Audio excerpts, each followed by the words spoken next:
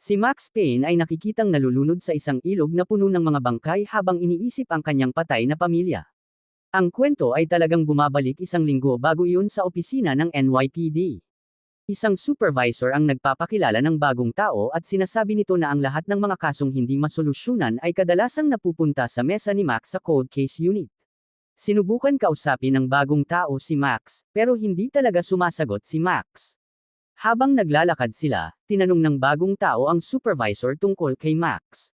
Ipinaliwanag ng supervisor na ang pamilya ni Max ay pinatay ng isang tao at ang mga pumatay ay hindi kailanman natagpuan. Kaya mas mabuting hayaan na lang siyang mag-isa.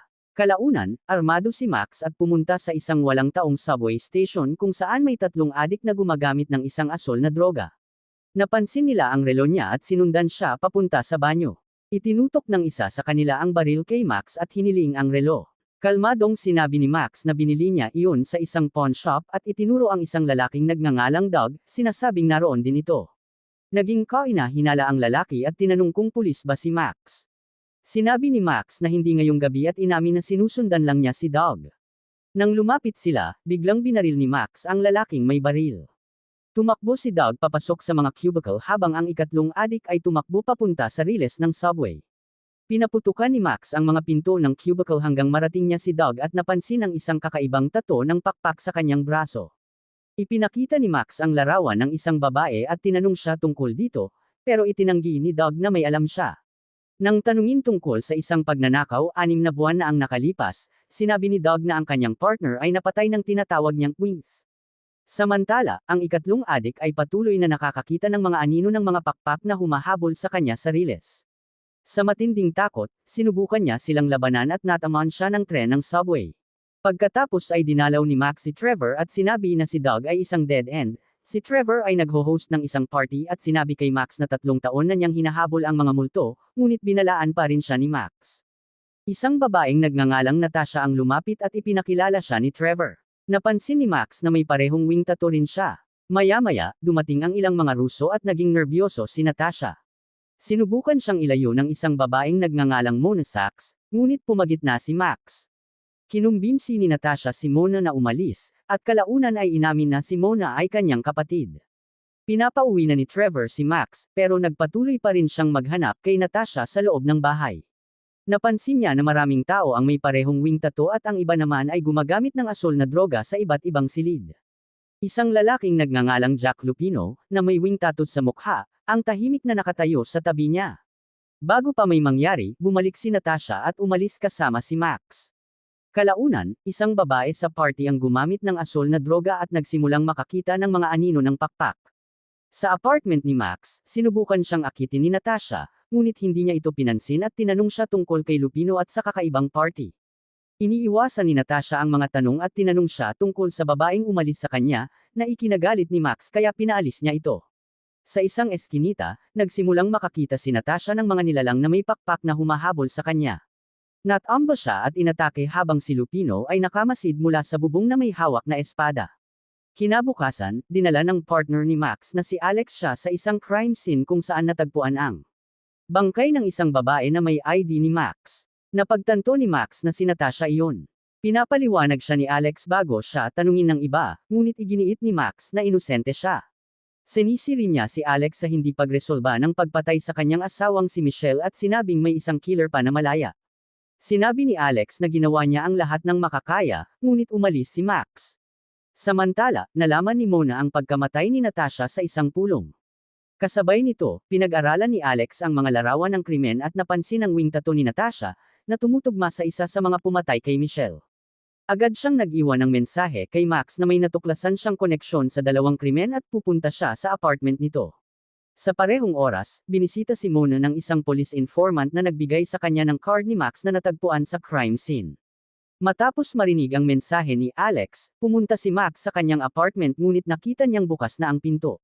Sa loob, natagpuan niya ang bangkay ni Alex. Biglang inatake si Max at binugbog ng matindi, ngunit nagawa pa rin niyang makapagpaputok bago mawalan ng malay. Nagising si Max sa isang ospital kasama ang kanyang matagal na kaibigang si Bibi Hensley sa tabi niya. Sinabi ni Hensley na patay na si Alex at pinaghihinalaan ng departamento na si Max ang pumatay. Iginiit pa rin ni Max na dumalo sa libing ni Alex, kaya dinala siya ni Hensley sa Acer Pharmaceuticals kung saan siya nagtatrabaho bilang Head of Security at kung saan dati ring nagtrabaho si Michelle. Doon, saglit nilang nakilala ang CEO na si Nicole Horn, na nagsabi na miss pa rin ng lahat si Michelle. Sa libing, sinampal ni Krista, ang asawa ni Alex, si Max at sinisi siya, sinasabing hindi nakahanap ng kapayapaan si Alex dahil pakiramdam niya ay nabigo siyang maipakulong ang mga pumatay kay Michelle. Sinabihan niya si Max na umalis. Sa labas, tinanong ni Detective Jim Brewer si Max tungkol sa wallet niya na nasa kay Natasha at sa koneksyon niya kay Trevor. Nang ituro ni Jim na si Max ang huling taong nakakita kina Natasha at Alex na buhay pa, tahimik lang na umalis si Max. Pumunta si Max sa unit ni Alex sa police station. Hindi pinansin ang mga galit na pulis, ikinulong niya ang sarili sa opisina ni Alex at hinalughog ang mga file. Natagpuan niya ang isang pahina mula sa file ni Natasha at napagtanto niyang ang wing tattoo niya ay tugma sa isa sa mga pumatay kay Michelle.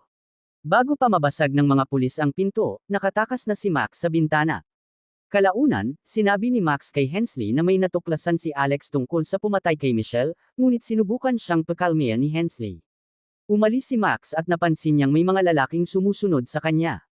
Tinangka niya silang dalhin sa isang eskinita, ngunit biglang lumitaw si Mona sa likuran niya na may baril at humingi ng paliwanag tungkol kay Natasha. Ipinaliwanag ni Max na napatay rin ang kanyang partner at pareho silang hinahabol ang iisang tao. Binanggit niya si Owen Green, ang huling taong tinawagan ni Natasha, at hiniling kay Mona na tulungan siyang hanapin ito. Sina Max at Mona ay nagtungo sa isang abandonadong gusali kung saan nakita nila si Owen na sumisigaw at nasa matinding kalagayan, nakatitig sa kisame na parang may nakikita siyang anino ng mga pakpak. Napansin ni Max ang parehong wing tattoo sa braso nito. Lumakad si Owen papunta sa bintana, sinasabing kinuha ng mga pakpak si Natasha, ngunit bigla siyang hinayla pababa ng isang hindi nakikitang puwersa at napatay. Sa malapit, tahimik na pinagmamasdan ni Lupino ang pangyayari habang may hawak na espada. Dinala ni Mona si Max sa tattoo shop kung saan ipinagawa ni Natasha ang wing tattoo. Ipinaliwanag ng artist na ang disenyo ay galing sa mitolohiyang Norse at ginagawa ito bilang proteksyon. Kasabay nito, makikitang pinipilit ni Lupino na ipasok sa bibig ng isang tao ang asul na droga at pagkatapos ay pinatay siya gamit ang machete nang humingi pa ito. Kalaunan, tinanong ni Mona ang isang gangster na si Lincoln tungkol sa mga tato.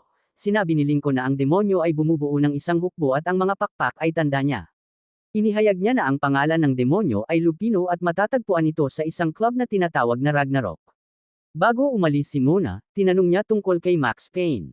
Binalaan siya ni Lincoln na si Max ay humahabol sa isang bagay na maging ang Diyos ay gustong itago, at sinabihan siyang lumayo kay Max. Samantala, patuloy na iniisip ni Max ang tungkol sa mga pakpak at pumunta siya sa isang storage unit na puno ng mga lumang case files. Habang tinitingnan niya ang mga record ng trabaho ni Michelle, nakita niya ang parehong wing symbol na konektado sa isang file ng Acer Pharmaceuticals. Hinarap ni Max si Hensley at tinanong kung bakit may gustong kumuha ng mga file ng trabaho ni Michelle. Matapos ang ilang pressure, sinabi ni Hensley na ang supervisor niya ay si Jason Colvin. Pag-alis ni Max, lihim na tumawag si Hensley kay Detective Jim at ipinaliwanag na naniniwala si Max na may tao sa Acer ang responsable sa pagkamatay ng kanyang pamilya, kaya kailangan siyang pigilan bago gumawa ng anumang padalos-dalos. Kasabay nito, ipinakita ni Jason Colvin ang file ni Lupino kay Acer CEO Nicole Horn at binalaan siya na mag-ingat. Nang pumasok si Jason sa kanyang opisina, nakita niya si Max na naghihintay sa kanya. Tinanong siya ni Max kung ano ang ginagawa ni Michelle bago ito namatay. Sinabi ni Jason na wala itong mahalaga at wala nang natitirang records. Ikinandado ni Max ang pinto at nagsimulang bantaan siya para makakuha ng sagot. Nang kumatok ang assistant ni Jason na si Jackie, natarante si Jason at inalerto ang lahat sa labas. Tumawag si Jackie kay Hensley para humingi ng tulong. Sa ilalim ng pressure, inamin ni Jason na si Michelle ay gumawa sa isang military drug project na layuning lumikha ng mas malalakas na sundalo. Gumagana lang ang droga sa iilang tao, habang ang iba ay nagkakaroon ng hallucinations at matinding addiction. May mga test subject din na pumatay ng mga scientist para makakuha pa ng droga. Tinanong ni Max kung ito ba ang dahilan ng pagkamatay ni Michelle, ngunit itinanggi ito ni Jason. Itinuro niya ang isang envelope sa kanyang desk na naglalaman ng lahat ng detalye at nakiusap kay Max na protektahan siya mula sa mga pumatay kay Michelle. Kasabay nito, napansin ni Detective Jim ang mga armadong security na papunta sa opisina ni Jason. Nang lumabas si Max kasama si Jason, biglang binaril si Jason at napatay. Nagkaroon ng bar-ilan habang tumatawag si Jim ng backup ng pulis. Kinuha ni Max ang envelope sa tabi ng katawan ni Jason at sinubukang tumakas, ngunit pinigilan siya ni Jim gamit ang baril. Ipinakita ni Max ang envelope at sinabing alam ni Jason ang katotohanan. Sa gitna ng kanilang pag-uusap, biglang nagkaroon ng pagsabog at nakatakas si Max. Kalaunan, ipinakita ni Max kay Mona ang mga file at isang video mula sa ISIR. Ipinapakita sa footage na ang asol na droga ay ginawa upang lumikha ng super soldiers. Lumilitaw si Lupino sa video at sinasabing wala itong side effects. Napagtanto ni Max na si Lupino ang responsable sa pagkamatay ng kanyang asawa at ni Natasha. Sinabi ni Mona na si Lupino ay nasa Ragnarok, binalaan ni Mona si Max na ang pagpunta roon ay ikamamatay niya, ngunit nagpunta pa rin si Max. Sa club, uminom si Lupino ng asol na droga at sumigaw sa gabi. Pumasok si Max sa club at nilusog ito, pinaputukan ang mga tauhan ni Lupino habang patuloy na sumusulong. Sa loob, bigla siyang inatake ni Lupino at madali siyang natalo. Bago pa mapatay ni Lupino si Max, dumating si Hensley at binaril si Lupino at napatay ito. Naguluhan si Max at sinabing hindi man lang alam ni Lupino kung sino siya. Biglang binigla si Max ni Joe, tauhan ni Hensley, at pinatayuan siya ng malay habang kinukulong. Habang dinadala si Max, inihayag ni Hensley ang katotohanan. Inamin niya na siya ang pumatay kay Michelle dahil natuklasan nito ang mga sekreto sa lumang files ng ISIR. Pagkatapos noon, ikinalat niya ang droga sa lungsod at ginamit si Lupino at iba pa para sa sarili niyang kapakinabangan. Plano niyang ipalabas na namatay si Max bilang isang junkie suicide at nilagyan pa ng asol na droga ang kanyang bulsa, ngunit biglang lumaban si Max, sinuntok si Joe, at tumakas sa pamamagitan ng pagtalon sa ilog. Pinaputukan nina Hensley at Joe ang tubig at inakala nilang mamamatay si Max sa lamig. Halos mawala ng malay si Max, ngunit nagawa niyang lumangoy palabas. Upang mabuhay, siya mismo ay uminom ng asol na droga, na nagbigay sa kanya ng biglaang lakas. Habang may mga pangitain ng mga nilalang na may pakpak sa paligid niya, tumayo siya at umalis. Kalaunan, sinabi ni Detective Jim sa isa pang pulis na iniimbestigahan niya ang pagkamatay ni Jason Colvin at ang pag-atake kay Max, kaya tinawag niya ang FBI. Sa ISIR, nalaman ni Hensley na paparating ang FBI at agad na naghanda ng pagtakas kasama ang mabigat na seguridad. Pagdating nila sa parking area, biglang nahulog ang bangkay ng driver mula sa sasakyan. Napagtanto ni Joe na buhay pa si Max. Lumitaw si Max at nagpaulan ng bala, pinatay ang ilang gwardya. Tumakas sina Hensley at Joe papunta sa elevator habang tumatawag si Hensley kay Nicole para sa helicopter. Patuloy na lumaban si Max sa mga security guards. Binigyan ni Hensley si Joe ng mga C4 explosives at inutusan itong pigilan si Max na makarating sa bubong. Sa gitna ng laban, muling nagkaroon si Max ng mga hallucination ng mga nilalang na may pakpak. Ngunit dumating si Mona at pinakalma siya, pinaalalahanan siyang hindi pa tapos ang laban. Samantala, nakarating si Hensley sa bubong ngunit hindi sinasagot ni Nicole ang kanyang tawag.